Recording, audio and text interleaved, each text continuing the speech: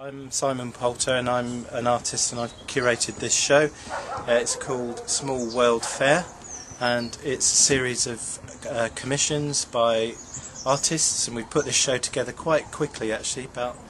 It's taken us about 8 weeks, and I'm going to show you around the works now.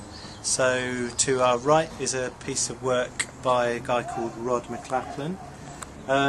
Basically what this is it's a magic lantern project, and it uses lenses and lights, and these objects that you can see are actually projected using a simple magic lantern technique, which in fact goes back to the Victorian era. The Victorians are very keen on magic lanterns. So this is a new commission for this show, and what's interesting about this is obviously it's a piece of work that can mainly be seen at night.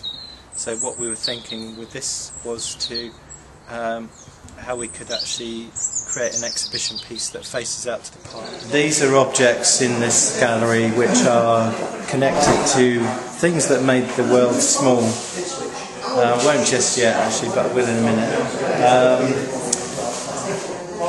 Some of the ideas that I'm interested in come from Marshall McLuhan, and McLuhan was particularly interested in things like television and radio and electric light, and he termed the phrase hot and cold media, which I particularly like. So different media are hot and cold depending on your relationship to them. So these objects have been selected in relation to things that have made the world small, and also things that I think are quite obvious. So obviously television has made the world small. You can see there's a dress over there which has contraceptive pill designs printed on it. So the contraceptive pill has also changed the world in terms of giving women control over their fertility. A steam engine, which is a working model of a steam engine, which has been very kindly donated by a guy called Bob Wilkinson, who lives in Southend, and he makes steam engines. And obviously the Industrial Revolution was stimulated by things like the steam engine and the creation of a rail network. As you probably know, Johannes Gutenberg invented movable type in around 1439, and movable type is seen as one of the most important things which gave rise to printing and wider levels of literacy in Europe in particular.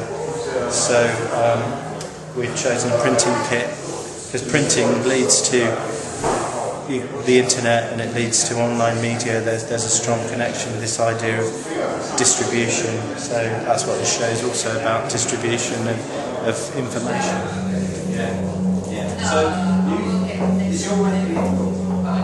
I'm Jean Drouvra, composer of this artwork Deuce Digitalis, who is screening there. It's in a collaboration with Hans Verhagen, a visual artist, also from Belgium, Brussels, like me. And the idea now, it's like this digital god who they are referred to the glass windows of a church, of a cathedral. Also, it's like a god who chooses randomly a sort of geometric symbol, but I think everybody has another idea of it. Some people see people doing sports in it and everything.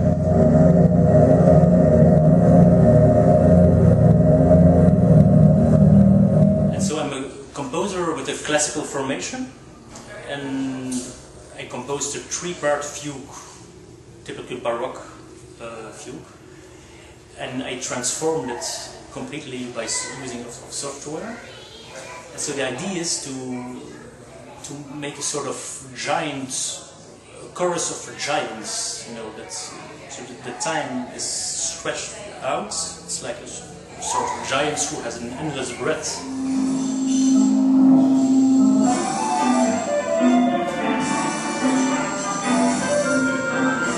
This project is by Mary Flanagan, who's an artist from the United States, and it's called Perfect City.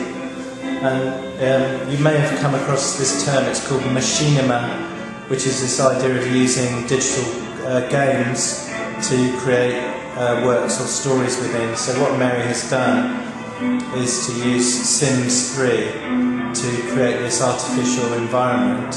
And if we go around the other side, you can see Mary at work on her computer, and what she's also been doing is researching Songdo, which is a big city that's being built in Korea. And the work is basically a critique of how cities are created, whether they're created by computers or whether they're created by people.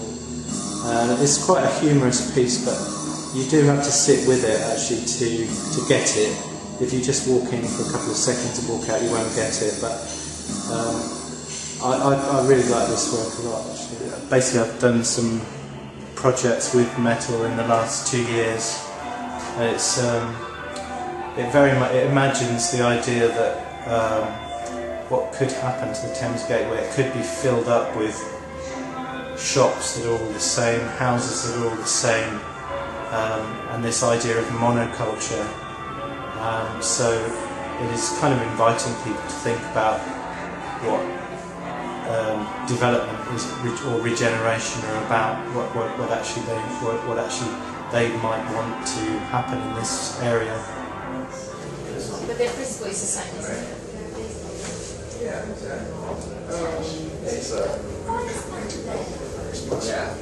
digital communications, But then there's no Saturday and a half business. My name's Peter Cusack. I'm the originator of the Favourite Sound project, of which this is part. And this is to do with the favourite sounds of the Southend. And in order to record them, I collaborated with Stuart Spowditch and Damien Robinson, because they live here and they already had many recordings of Southend.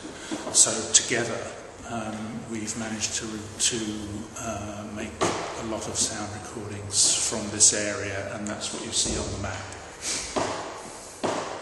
The sound map is based on a Google map, as is obvious, and on top of that the blue or purple markers, if you click on them, then they will play the sound which has been recorded at that particular location.